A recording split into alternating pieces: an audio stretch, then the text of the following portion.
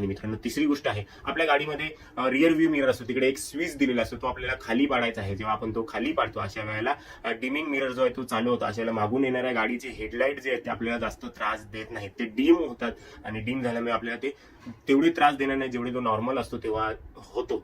पहा तुमच्या rear view मिररला असा काही स्विच असेल तो आपल्याला खाली करायचा आहे. आणि जर तो स्विच नसेल तर अशा वेळेला काय करायचं त्याबद्दलचा वेगळा व्हिडिओ बनवलेला आहे, त्याची लिंक तुम्हाला खाली डिस्क्रिप्शन मध्ये मिळून येईल. आणि मित्रांनो पुढील सगळ्यात महत्त्वाची गोष्ट आहे, एक जर तुम्ही दमलेला असेल तर नाईट ड्रायव्हिंग जे आहे ते अवॉइडच करा. नेहमी मी तुम्हाला सांगत असतो तर दमलेला आहात तर नाईट ड्रायव्हिंग अवॉइड करा. परंतु जर तुम्हाला करावीच लागते आहे तर अशा वेळेला आपल्याला आपल्या गाडीमध्ये पाणी जे आहे ते ठेवणं खूप जास्त गरजेचं आहे. पिण्यासाठी देखील त्याचा उपयोग होतो आणि त्याच्यासोबतच जर मध्येच काही गाडी ओव्हरहीट वगैरे झाली तर त्याच्यासाठी देखील फायदा होईल. परंतु जर पिण्यासाठी ठेवाल ड्रायव्हिंग करत असताना नाईटच्या वेळेला जास्त हायड्रेटेड राहिलात तर तुम्हाला लवकर झोप येणार नाही, झोप कमी येईल. जर जास्त हायड्रेटेड राहिलात तर, जर कमी पाणी वगैरे पिलात तर खूप जास्त स्लिपी आपल्याला फील होतं. पाणी जे आहे ते पुरेसं पिया, त्याच्यामुळे आपल्याला झोप जी आहे ती